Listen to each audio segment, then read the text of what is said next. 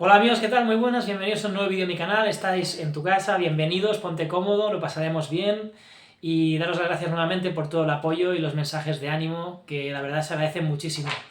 Estamos ya en nuestra quinta semana, en mi quinta semana ya de proyecto, de proceso de compartir valor con los miembros de esta comunidad, que cada vez pasito a pasito va siendo más numerosa. Mil gracias por el apoyo. Siempre he dicho que este trabajo se hará independientemente del número de visualizaciones que haya, del número de suscriptores. Si son muchos más, perfecto, pero mi trabajo y mi parte será realizada con o sin tantos suscriptores o visualizaciones. Dicho esto, y poniendo un poco el foco ya en esta semana entrante, tocaremos temas muy interesantes con conceptos que a todos nos pueden servir y nos podemos identificar con ellos. En este caso hablo de éxito o de lo que entendemos por éxito, y os quiero presentar este tema de un autor que es un periodista de raíces británicas y canadienses. Su nombre es Malcolm Gladwell y es realmente un conferenciante de mucho éxito y un autor de grandes obras que a día de hoy se estudian y son seguidas por muchísima gente, que hablan sobre temas como que os he hablado, de éxito, y de muchos otros factores como la motivación, productividad, etc. ¿Sí? De algún modo os traigo hoy un fragmento, una idea aproximada de su obra Fuera de serie, que es uno de esos documentos más importantes o de los más importantes, y básicamente lo que nos presenta Malcolm Gladwell es que el éxito en sí se esconde bajo razones sociales y también culturales. Es decir, que deberíamos explorar estos dos temas para poder acercarnos a entender por qué razón, por qué motivo una persona, una corporación o una asociación tiene más o mayor éxito. ¿Sí?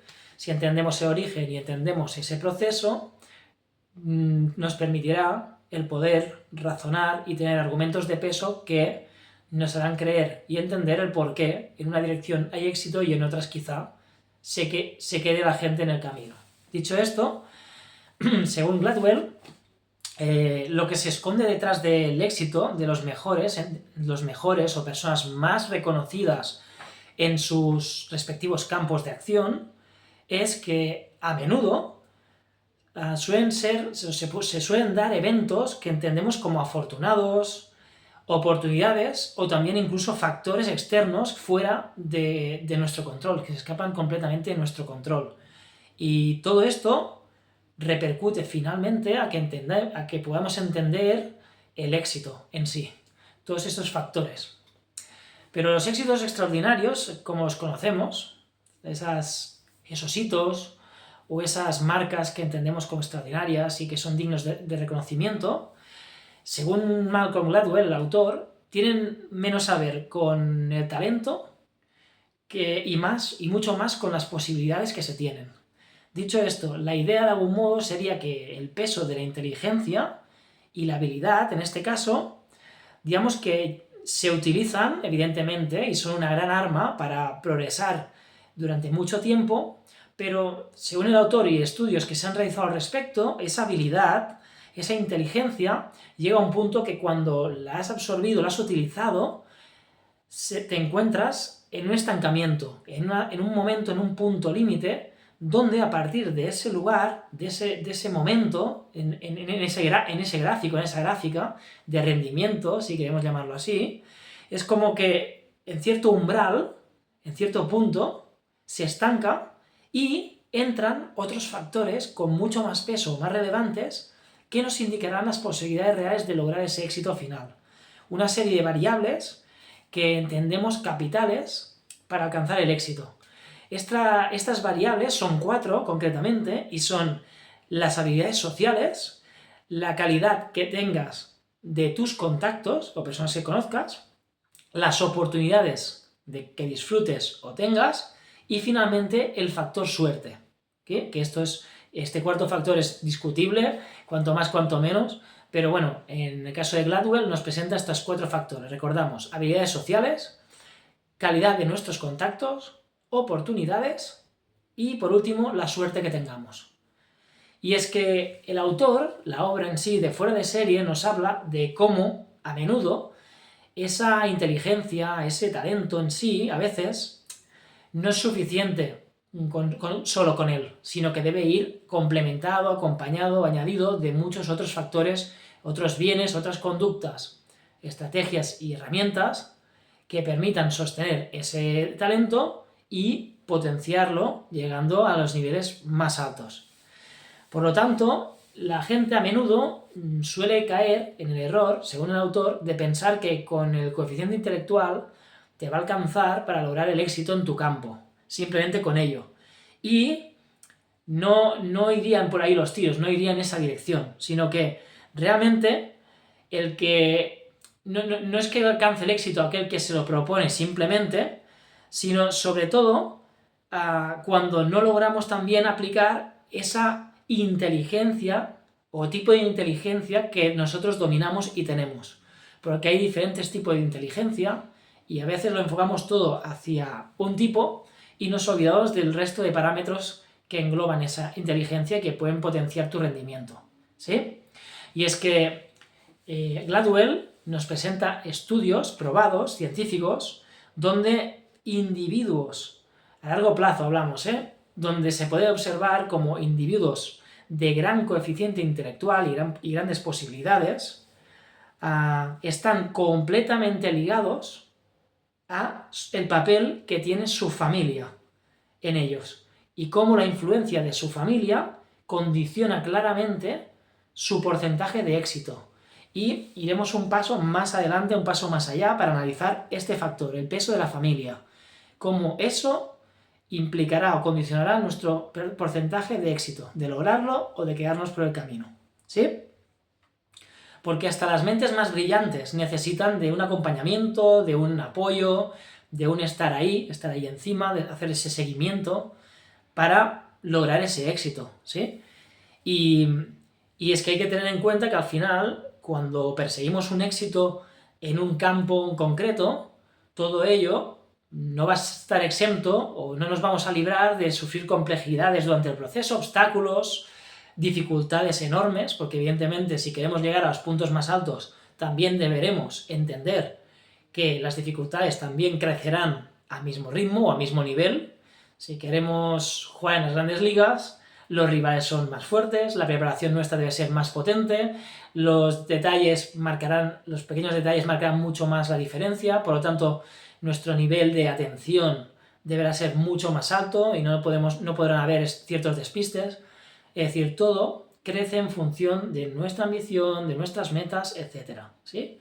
Dicho esto, y siguiendo un poco en la línea de que nos marca Gladwell, de algún modo debemos tener esa capacidad de ser acompañados, de ser guiados durante el proceso de crecimiento y de mejora y de evolución, y también debemos mantener una práctica social continua. Somos seres sociales y, como hemos dicho antes, las relaciones que tengamos nos van a decantar también la balanza en muchos momentos, ¿sí?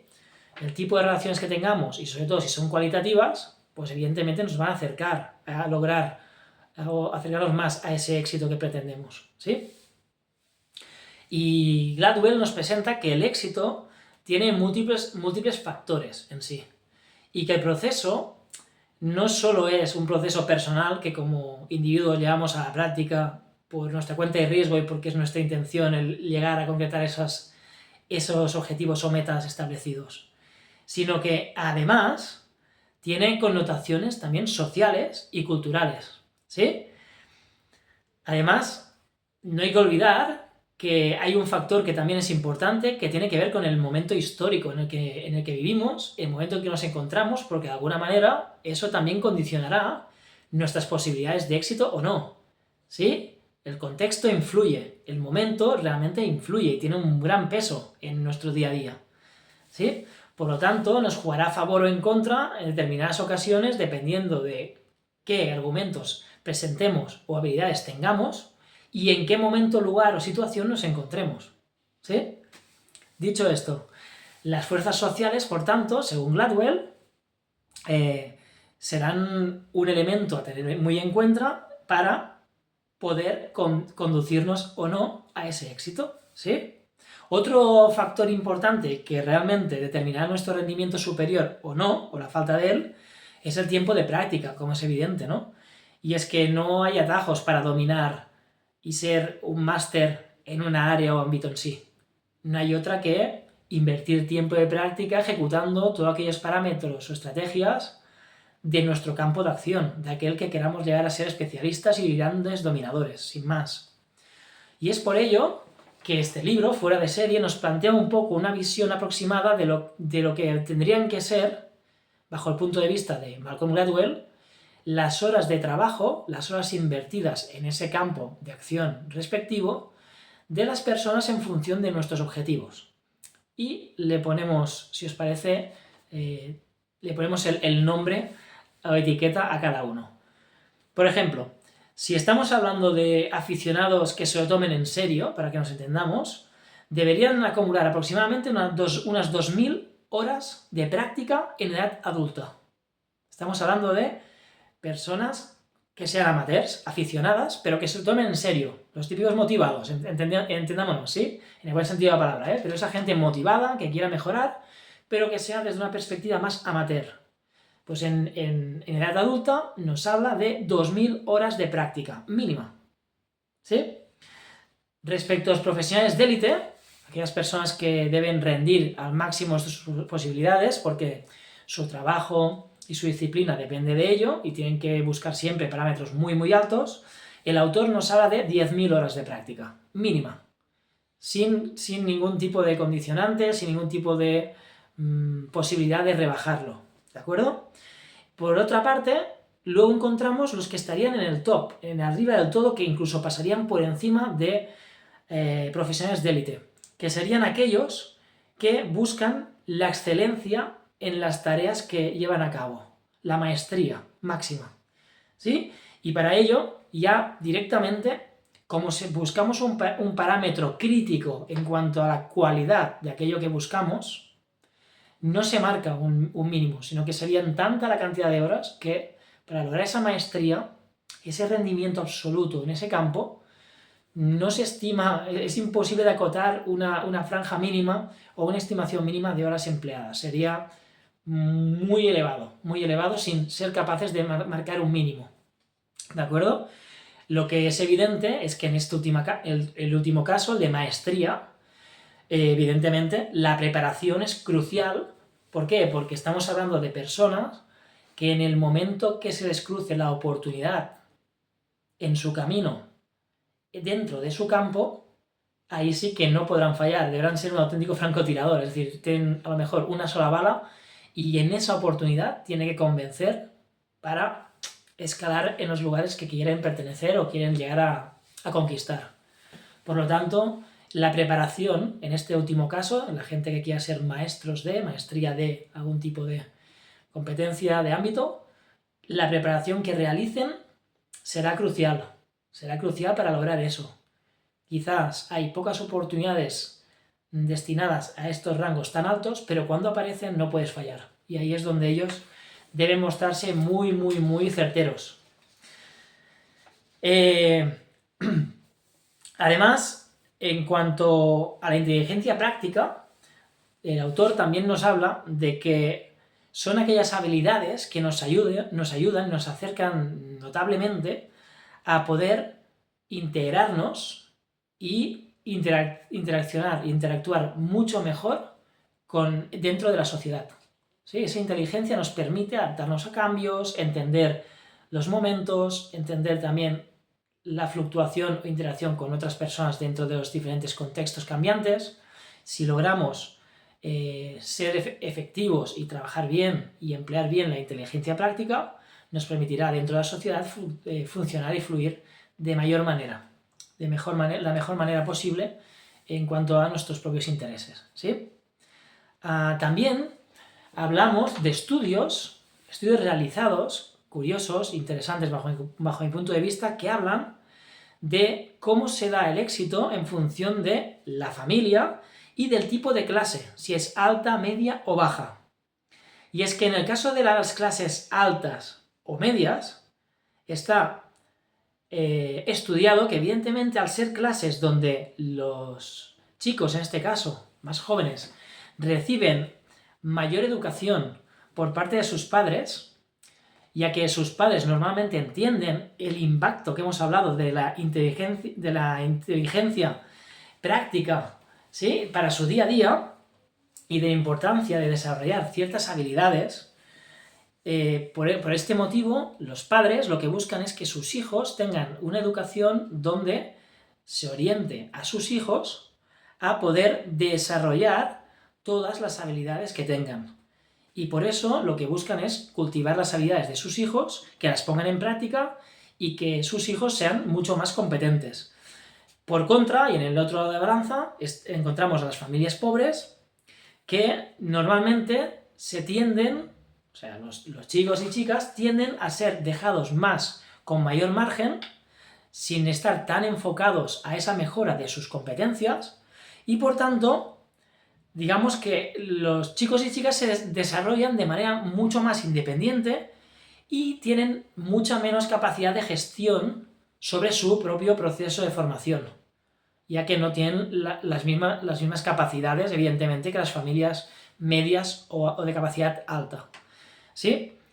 Otra diferencia realmente curiosa y que se destaca de estos estudios es el cómo pasan las vacaciones y los estudios, estos diferentes, las diferencias entre personas de capacidad media-alta de los de capacidad baja. ¿Cómo pasan sus vacaciones? Es interesante porque mientras los de clase media-alta pasan gran parte de sus vacaciones desarrollando sus capacidades sociales y también sus conocimientos durante el periodo de vacaciones, los de baja, en este sentido, capacidad más baja, simplemente lo que hacen es pasar el tiempo. Es decir, encontramos la diferencia clara entre las de clase media-alta. Los padres en sí buscan que sus hijos sigan incidiendo en el desarrollo de sus capacidades, pues sea haciendo intercambios para mejorar su lengua extranjera, sea inglés, sea francés, sea la lengua que sea apostando por campamentos donde se desarrollan las competencias. De algún modo a pesar de entender que hay un tiempo libre fuera de la escuela, nunca se deja de trabajar en aras de mejorar las competencias de su hijo o hija en cuestión. Es decir, no hay atajos, cualquier momento es bueno para seguir incidiendo en la mejora, en el crecimiento personal. Y es ahí donde hay una gran diferencia de mentalidad y de puesta en la práctica entre las familias de clase media-alta, que buscan el desarrollo de las competencias y habilidades de sus hijos, incluso en periodo de vacaciones, con las de clase baja, que lo que hacen es simplemente desconectar del todo y relajarse pasando el tiempo, pero sin promover esa mejora, ese crecimiento personal que va a ser clave para lo que va a venir, ¿no?, a continuación, a medio o largo plazo, para los intereses de cada joven, ¿no? Es así. Por lo tanto, entendemos, o el libro en sí entiende a través de Malcolm Gladwell, que es lógico pensar que la calidad en la crianza es capital para alcanzar el éxito, ya que evidentemente el niño de clase media-alta está expuesto a situaciones cambiantes por sus posibilidades económicas, sociales. Ese niño de clase media-alta está expuesto a contextos mucho más cambiantes, diversos, los cuales exigen que el niño o niña deba adaptarse a todos esos contextos, haciéndolo evidentemente de mucho más valor que no aquel... y también porque deben también enfrentarse a situaciones donde se promueven el trabajo en equipo, donde se desarrollan contextos donde para trabajar deben entender que deben estar mucho mejor estructurados o bajo una estructura mucho más clara, eficiente y organizada. También las familias de clase media-alta se enfrentan a tener que interactuar ya con gente adulta, con lo que ello representa en cuanto a responsabilidades, peticiones, necesidades, etc. Y también a tener que defender sus propias necesidades, a decir, a expresar un poco cómo se sienten y cómo deben defenderse lo suyo, su lugar, su misión o su objetivo, saber decir no, poner límites, ¿sí? Deben enfrentarse a todos este tipo de situaciones por uno mismo, de manera autónoma. Y eso evidentemente comporta un crecimiento personal que de otra manera no es así. No lo es para la gente de clase baja, donde evidentemente reciben menos atención de sus padres normalmente y, por ende, como consecuencia, a menudo se vuelven mucho más tímidos, introvertidos, también a veces desarrollan un cierto respeto absoluto hacia la autoridad. O sea, hay que respetar a la autoridad, pero lo que habla el libro es que en estos casos de familias de clase baja llevan al extremo un respeto demasiado hacia la autoridad, ¿sí?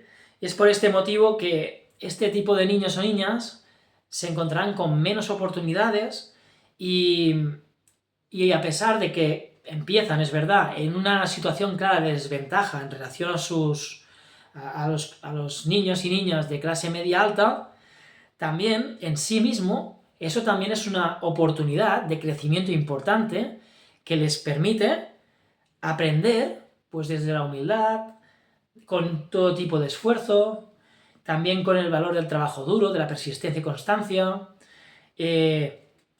sin entrar en un exceso de ese trabajo, pero para el niño de clase baja, a pesar de que no tendrá esas oportunidades, el hecho de venir de un origen más humilde y de una carencia de ciertos factores favorables, también tendrá en sí, por la otra cara de la moneda, la posibilidad de crecer por sí mismo, de ponerse a prueba, y si lo logra y tiene una mentalidad adecuada, poder sentirse totalmente convencido y orgulloso del camino que ha recorrido, que no deja de ser un camino que ha recorrido por sus propios méritos, por sí mismo, y sin ningún tipo de ayuda extra que sí habrán podido tener o disponer los niños y niñas de clase media alta, ¿sí? Es lógico.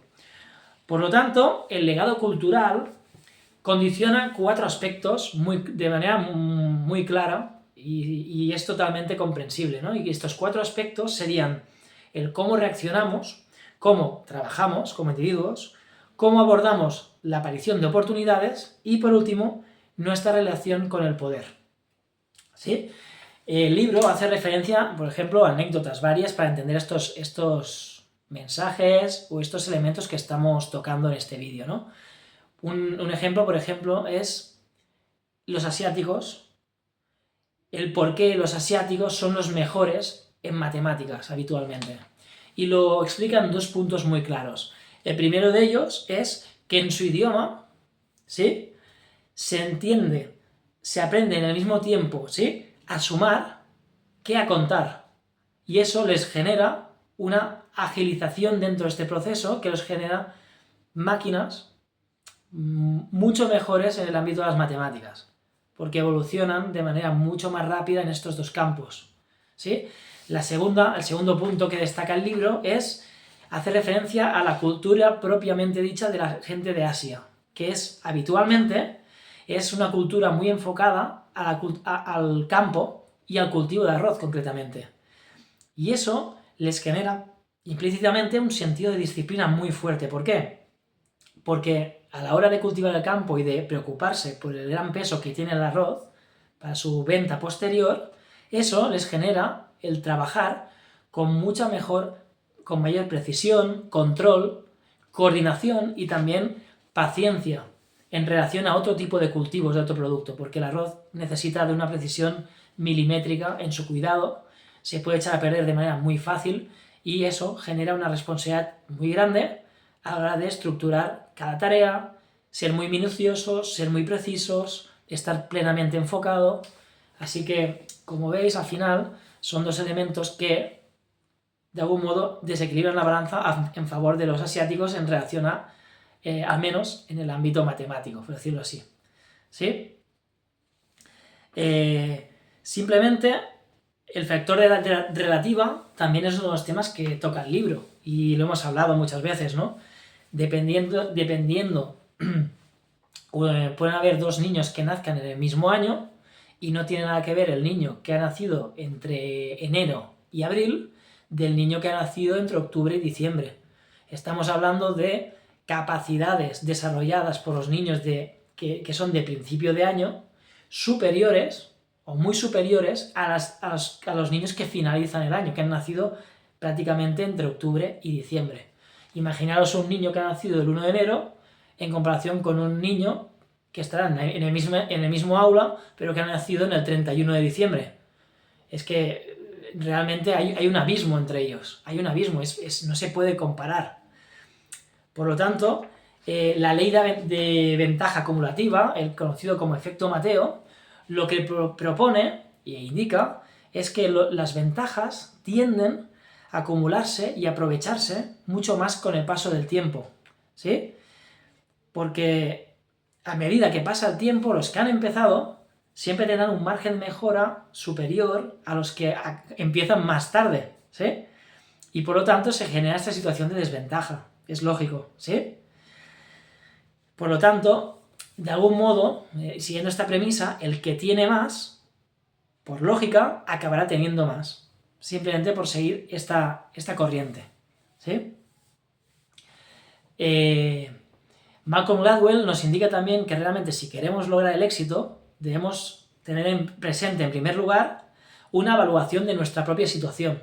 Es decir, antes de marcarnos X meta u objetivo, debemos ser conscientes de cuál es nuestra situación, porque será diferente a la de mucha otra gente. Por lo tanto, vamos a personalizarlo. ¿De dónde partimos? ¿Cuál es nuestro origen? ¿Cuál es nuestra situación? Dicho esto, será clave comprender nuestro pasado, nuestros orígenes, porque nos va a condicionar, como hemos dicho antes, ¿sí? Y por ello, nuestra historia y también nuestros recursos disponibles, que son nuestras herramientas, ¿sí? Son nuestras herramientas y estrategias para luchar nuestra batalla, hacer nuestra guerra. Es así, ¿de acuerdo? Y también debemos enfocarnos en maximizar nuestras oportunidades, en hacer y de algún modo trabajar el hecho de que nuestras oportunidades se multipliquen o aparezcan de manera más habitual, y eso también depende de uno, el buscarse la vida para hacer que aparezcan, no sentarse, no esperar en casa que vengan a buscarte, sino salir ahí fuera y con proactividad y de manera inteligente generar contextos y situaciones que promuevan la aparición de estas nuevas oportunidades, ¿sí? Además, también tenemos que recordar que en cuanto tenemos ya cubiertas lo que entendemos como necesidades básicas, imprescindibles para poder vivir, ¿sí?